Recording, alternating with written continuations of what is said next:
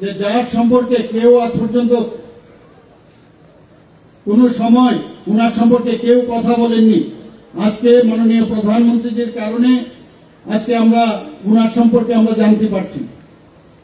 আমরা সবাই জানি যে প্রতি বছর 15ই নভেম্বর ভারতের স্বাধীনতা সংগ্রামে যে জনজাতি সম্প্রদায়গুলির ভূমিকাকে সম্মান জানানোর জন্য মাননীয় প্রধানমন্ত্রী জনজাতি গৌরব দিবস পালন করার উনি ঘোষণা দেন। আমরা জানি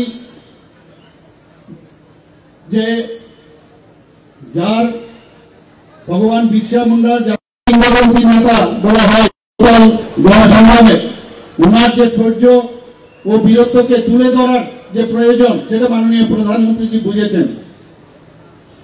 15 নভেম্বর 1875 সালে ওনার জন্ম হয়েছিল মুন্ডা ট্রাইবস গোষ্ঠীর, এবং এই দিনটিকে ভারতের স্বাধীনতা সংগ্রামে জনজাতীয় যে বীর নেতৃত্বের ভগবান হিসাবে আমরা সবাই জানি, ওনাকে আখ্যায়িত করেন এবং সেই ভগবান হিসাবে পরিচিত বিরসা মুন্ডার জন্ম দিবস হিসাবে আমরা আজকের এই দিনটা পালন করি। এই দিনটিতে স্বাধীনতা সংগ্রামে জনজাতিদের ভূমিকাকে সম্মান জানানোর পাশাপাশি জনজাতি অধ্যুষিত এলাকার আর্থসামাজিক যে মান উন্নয়ন তার উপর বিশেষ গুরুত্ব দেওয়া হয়েছে। বন্ধুগণ, আজকে এই দিনটি জনজাতি সম্প্রদায়ের জন্য একটা গৌরবময় ইতিহাস এবং তার সংস্কৃতি ও ঐতিহ্যকে উদযাপন করে এবং সমগ্র দেশে বিভিন্ন অনুষ্ঠান ও কর্মসূচির মাধ্যমে উদযাপন করা হয়। ভগবান বিরসা মুন্ডার 150তম জন্মবার্ষিকী উপলক্ষে ভারতের স্বাধীনতা সংগ্রামে তার যে গুরুত্বপূর্ণ ভূমিকা এবং জাতির উন্নয়নে জনজাতি সম্প্রদায়ের যে অসাধারণ অবদানের স্বীকৃতি দেওয়ার জন্য 15ই নভেম্বর 2024 থেকে 15ই নভেম্বর 2025 এই এক বছর জনজাতীয় গৌরব বর্ষ হিসেবে পালন করা হচ্ছে। গত বছরের মতো এই বছরও জনজাতীয় গৌরব দিবস বিভিন্ন কর্মসূচির মাধ্যমে পালিত হচ্ছে। জাতীয় স্তরে প্রধান যে অনুষ্ঠান মাননীয় প্রধানমন্ত্রী শ্রী নরেন্দ্র মোদীজি গুজরাটের নর্মদা জেলায় থেকে উনি আমাদেরকে সম্বোধন করবেন এবং এই জনজাতীয় গৌরব দিবস সেখানে অনুষ্ঠিত হবে। ত্রিপুরা রাজ্যের যে মূল অনুষ্ঠান আজকে এই কুমরুঙে এই কুম্পই একাডেমি প্রাঙ্গণে হচ্ছে। এই অনুষ্ঠানের যে বিশেষ আকর্ষণ, এখানে আমার মনে হয় এর আগে এই কার্যক্রম আর কোনোদিন হয়নি। আমি জনজাতি ডিপার্টমেন্টের সমস্ত যারা আধিকারিকগণ আছেন এবং যার নেতৃত্বে সেটা হয়েছে, আমাদের এই ট্রাইবাল ওয়েলফেয়ার ডিপার্টমেন্টের মাননীয় মন্ত্রী শ্রী বিকাশ দেববর্মা মহোদয়কে আমি ধন্যবাদ দিতে চাই যে প্রায় মামিতা নৃত্য প্রায় 1000-এরও বেশি জনজাতি ছাত্রছাত্রীরা আজকে এখানে পরিবেশন করবেন। আজকে এই প্রস্থানায় রাজ্যের জনজাতি গৌরব দিবস আমার মনে হয় একটা বিশেষ মাত্রা পেতে চলছে।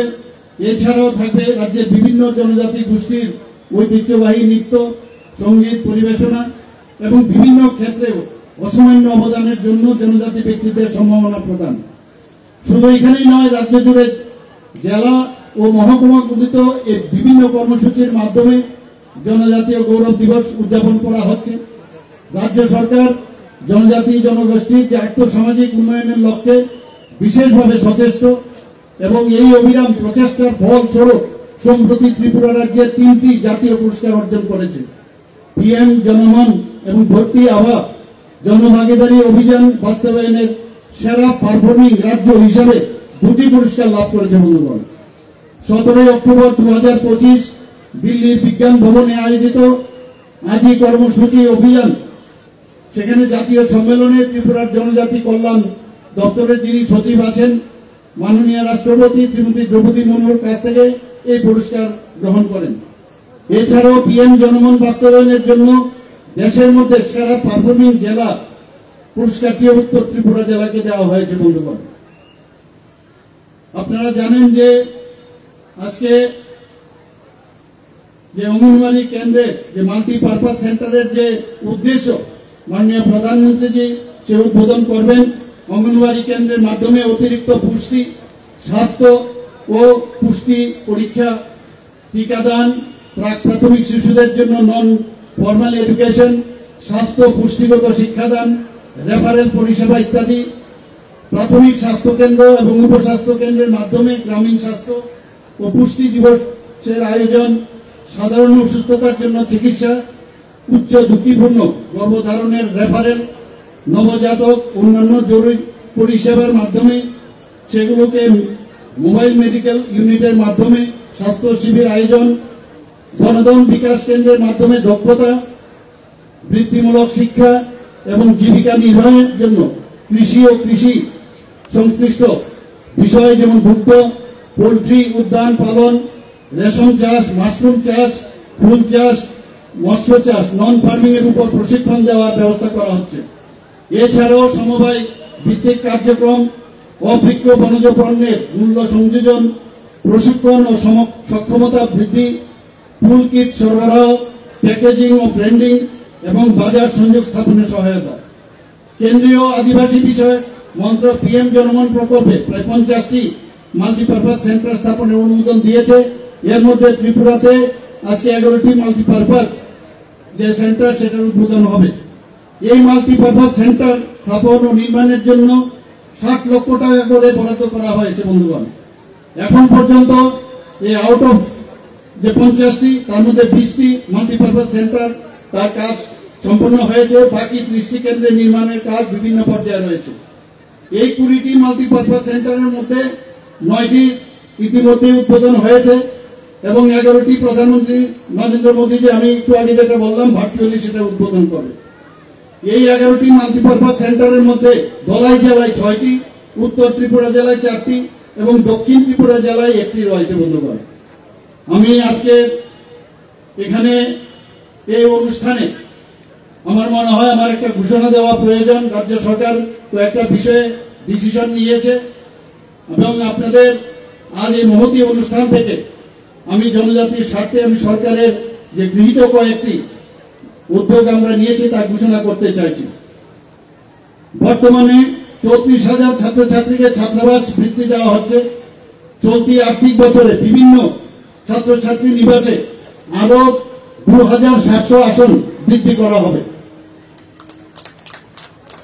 ছাত্রাবাস বৃত্তির হার বর্তমানে দৈনিক 80 টাকা ছিল, সেটাকে বৃদ্ধি করে 1 ডিসেম্বর 2025 থেকে প্রতি ছাত্রছাত্রী দৈনিক 100 টাকা করা হবে।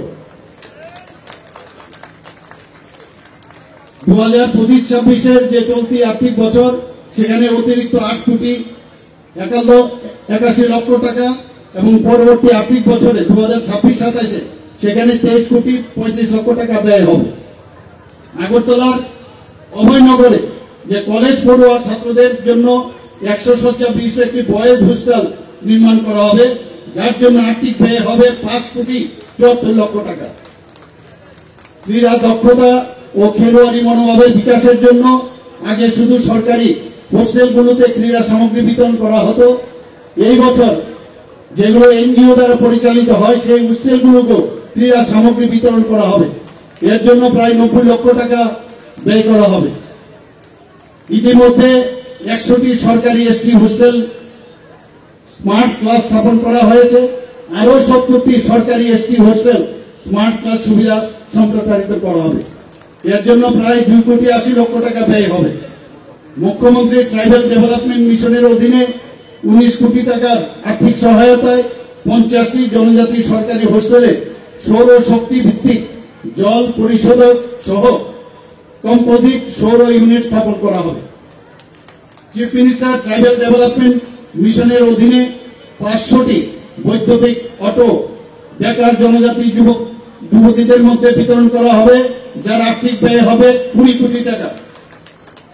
শুধু তাই নয়, রেজিস্ট্রেশন, ইন্স্যুরেন্স ইত্যাদির জন্য সরকার থেকে প্রয়োজনীয় সহায়তা দেওয়া হবে। এছাড়াও এই মিশনের অধীনে মোটর ড্রাইভিং প্রশিক্ষণের জন্য উদ্যোগ নেওয়া হয়েছে।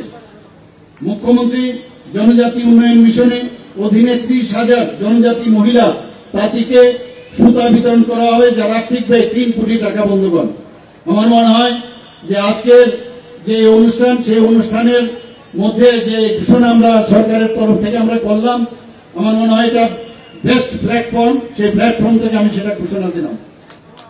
আপনারা সবাই জানেন যে মাননীয় প্রধানমন্ত্রী জি বারবার বলছেন যে জনজাতিদের উন্নয়ন ছাড়া আমাদের দেশ কোনো অবস্থায় উন্নয়ন হবে না।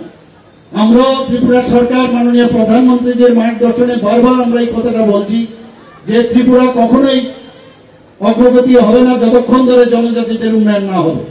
তার জন্য মাননীয় প্রধানমন্ত্রীজি প্রচুর যে বিভিন্ন জনজাতিদের উন্নয়নে অনেক কাজ করেছেন। আপনারা জানেন যে এর আগে আমাদের যিনি অটল বিহারী বাজপেয়ী, যিনি ভারতরত্ন এবং আমাদের প্রাক্তন প্রধানমন্ত্রী, ওনার সময় যে আলাদা করে এই জনজাতিদের জন্য একটা ইউনিয়ন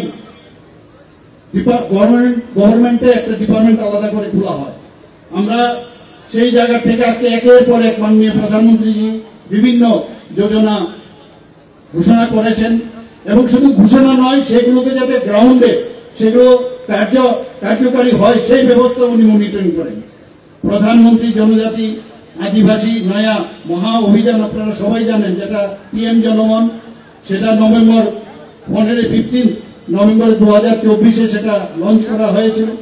তার যে মেইন উদ্দেশ্য সেগুলো হচ্ছে আমাদের যারা পিবি টিজি যারা আছেন, যারা ভালনারেবল ট্রাইবাল গ্রুপ, তাদের জন্য এই বিভিন্ন ধরনের এই ঘোষণা করা হয়েছে। বন্ধুগণ প্রচুর ঘোষণা করেছেন, আমি আর বিশেষ কিছু বলছি না। এখানে আজকের এই যে অনুষ্ঠান, সেই অনুষ্ঠান আমরা একটু বাদে অলরেডি মাননীয় প্রধানমন্ত্রীজি শুরু করেছেন, সেগুলো আমরা শুনবো ওনার কাছ থেকে। সবাইকে আবার এখানে উপস্থিত থাকার জন্য হার্দিক অভিনন্দন, শুভেচ্ছা জানিয়ে আমার কথা বলা শেষ করছি। নমস্কার, জয় হিন্দ, আমবাদ। অসংখ্য ধন্যবাদ এবং আন্তরিক কৃতজ্ঞতা জ্ঞাপন করছি আমাদের আজকের অনুষ্ঠানের মাননীয় উদ্বোধক তথা মুখ্য অতিথি মাননীয় মুখ্যমন্ত্রী শ্রদ্ধেয় প্রফেসর ডক্টর মানিক সাহা মহোদয়কে আপনার মূল্যবান বক্তব্যের মধ্য দিয়ে আমাদের অনুপ্রেরণা প্রদানের জন্য।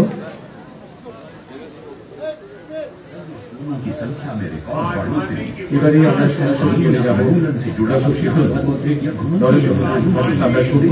पहली बार विकास कल्याण बोर्ड का गठन, एमएसपी के तहत शामिल छोटे वन उत्पादों की संख्या और मूल्य में वृद्धि हो या मिशन वन धन से लाखों लोगों को उद्यमी बनाने का कदम, जनजातीय कल्याण के लिए बजट में रिकॉर्ड वृद्धि। अल्लूरी सीताराम राजू, इसी तरह मध्य प्रदेश के तात्या भील, छत्तीसगढ़ के वीर यह विशेष रूप से कमजोर जनजातीय समूहों के लिए प्रधानमंत्री जनजाति आदिवासी न्याय महाअभियान, रुस्तम कंवर और ओडिशा के लक्ष्मण नायक, ऐसे कितने ही वीरों ने आजादी के लिए अपार त्याग किया, संघर्ष किया, जीवन भर अंग्रेजों को चैन से बैठने नहीं दिया। आदिवासी समाज ने अनगिनत क्रांतियों की आजादी के लिए अपना